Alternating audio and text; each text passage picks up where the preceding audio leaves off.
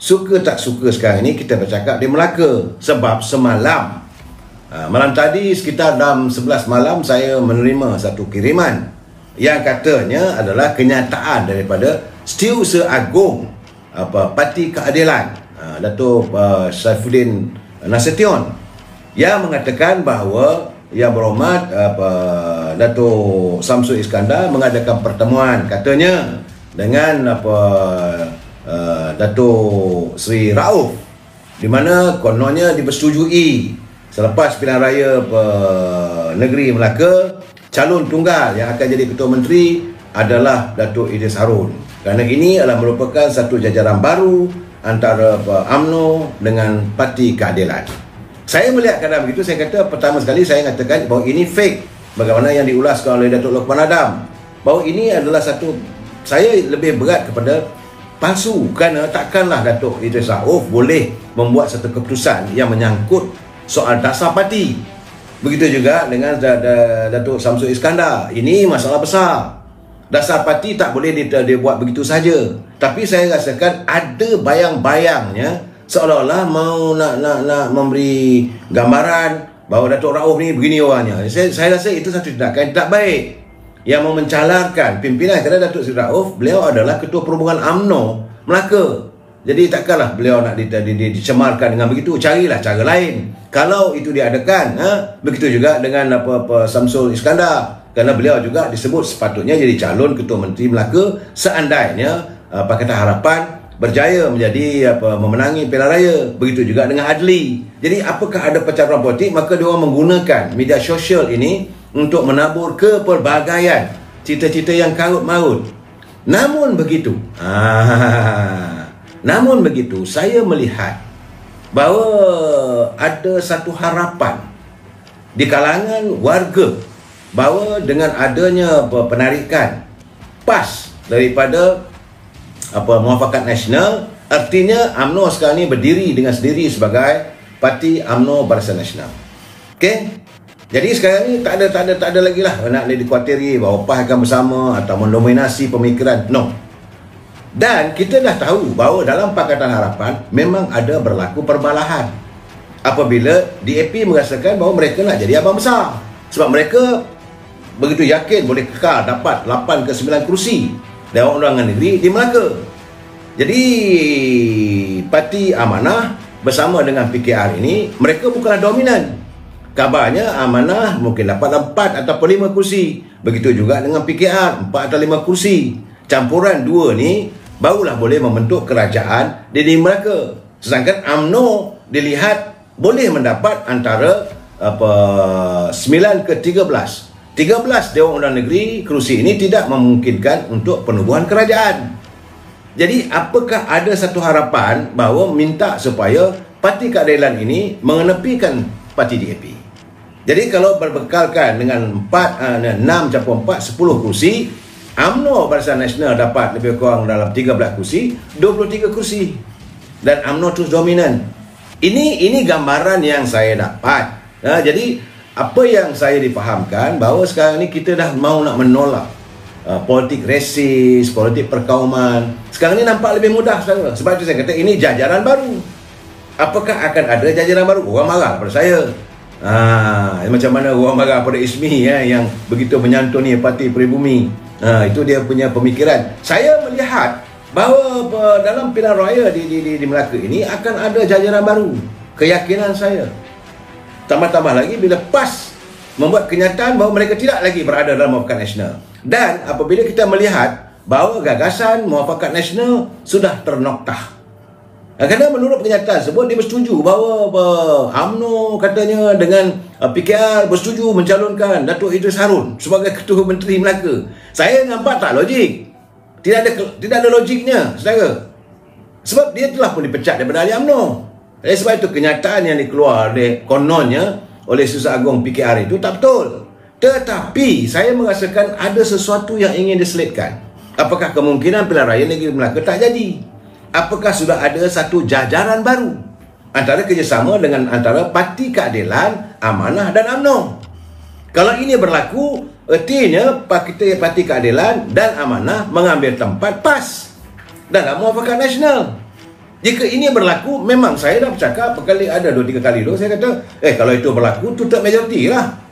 Sebab dari segi kalau kita berlakunya pertandingan atau pilihan raya untuk peringkat nasional, PRU yang ke-15, kalau bergabung 3 parti ini, jawabnya 150, 160 kursi parlimen lah, tutup majoriti lah.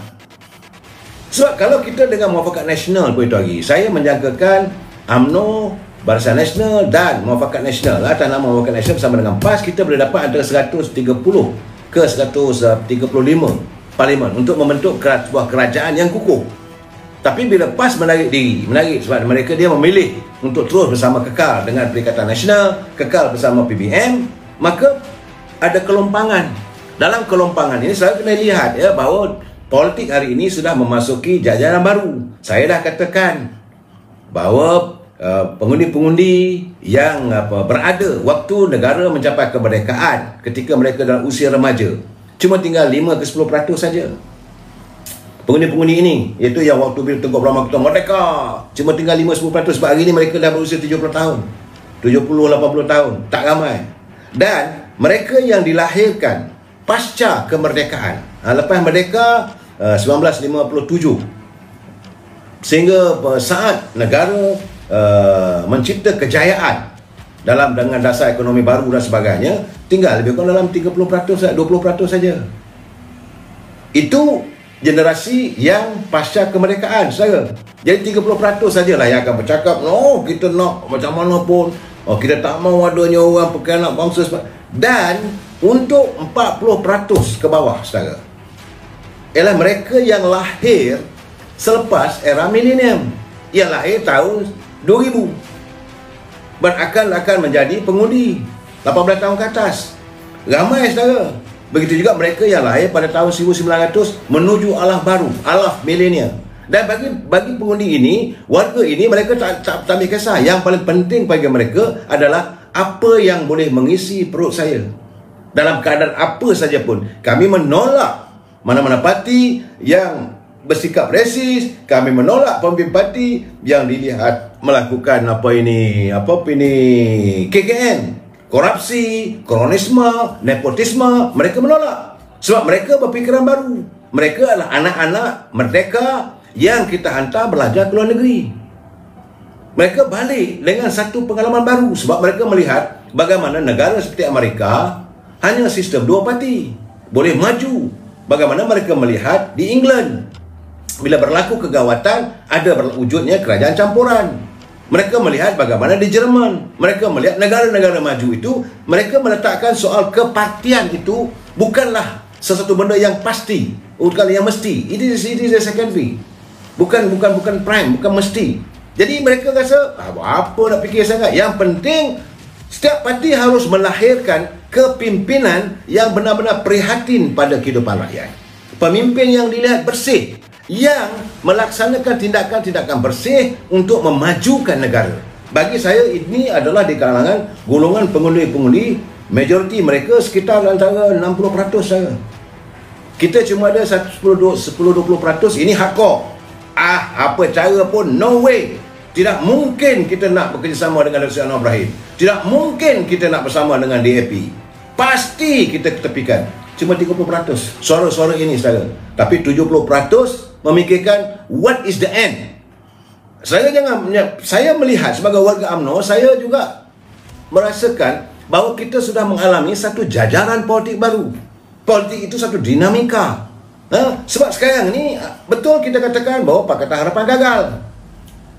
Ya, Pakatan Harapan gagal kerana waktu itu berlaku kesongsangan parti yang kecil nak menguasai parti yang besar. Kerana waktu itu Pakatan Harapan dipimpin oleh Tuan Mahathir, dia cuma ada 12-13 kursi saja. Macam mana dia nak overrule dengan PKR yang waktu itu ada 52 kursi parlimen. Macam mana dia nak overrule dengan DAP yang ada 42 kursi. Itu berlaku apabila berlaku ketempangan dalam sistem demokrasi, yang kecil menguasai yang besar. Sebab itu Pakatan Harapan dilihat gagal, segagal-gagalnya, dan mereka tidak mampu melaksanakan apa yang dijanjikan. Berlaku peralihan lagi. Sebab kita ketika sekali mengundi, 3 Perdana Menteri kita ada. Berlaku peralihan dengan kerajaan Perikatan Nasional.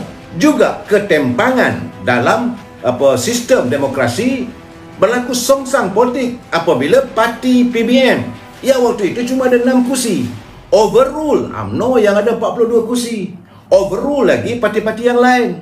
Macam PAS ada 18 kursi, ya. Begitu juga parti daripada Sabah dan Sarawak. Jadi bila dalam keadaan begitu, keputusan kepimpinan ditambah lagi dengan kepimpinan yang khawatir, yang takut dia akan dijatuhkan, cari jalan, akhirnya jatuh juga. Dan kini lahir satu pimpinan baru, kerajaan Malaysia, rakyat keluarga Malaysia ini juga saya rasa ada tempangnya, ada songsangnya. Kerana kita bukan majoriti, kita minoriti juga. Kerajaan yang rapuh. Dalam keadaan begini, kita memerlukan satu situasi yang mantap agar masalah politik ini dapat diselesaikan supaya kita dapat menjana kehidupan yang lebih bahagia. Ini dalam pemikiran anak muda. Sebab itu saya tidak menolak kemungkinan apa yang dilontarkan itu walaupun it's a fake news, walaupun itu merupakan satu lontaran yang saya rasa palsu, tetapi ada makna di sebalik itu. Cuba saya saudara hayati. Kita mau melihat UMNO terus berkembang. Tapi bolehkah kita menguasai 148 kursi parlimen sebagaimana yang pernah kita alami era waktu UMNO dipimpin oleh Tun Abdullah Badawi. Waktu itu yang telah dirosakkan dengan, saya malah nak sebut lagi lah, orang yang sekarang ni mengharu birukan kita dengan macam-macam SOP-nya apa semua. Dan sekarang ini bolehkah UMNO menguasai sekurang-kurangnya 140 kursi parlimen dalam pilihan raya umum? Kalau ini satu yang sukar, dia kena cari rakan. Sementara itu kita ingatkan bila dengan PAS kita ada muafakat nasional, tapi PAS tak sudi untuk mewujudkan kestabilan politik.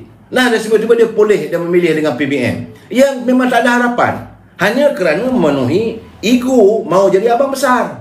Dia tak mau merasakan bersama dengan UMNO ni, UMNO akan jadi abang besar. Maka berterusanlah perbalahan.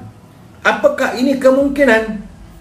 Saudara Mak Farid, kalau rindu, katakan rindu BN. Kita tak rindu. Cuma saya menggambarkan kita akan memasuki jajaran baru politik negara. Kemungkinan itu akan berlaku, jangan marahkan saya. Dia terpulang pada pimpinan. Dan pemimpin juga harus berfikir bagaimana dia mahu melayari bahtera negara kita ini. Matlamatnya adalah untuk kesejahteraan rakyat. Kita sambung lagi malam esok. Wabillahi taufiq wal hidayah. Assalamualaikum warahmatullahi taala wabarakatuh. Selamat malam.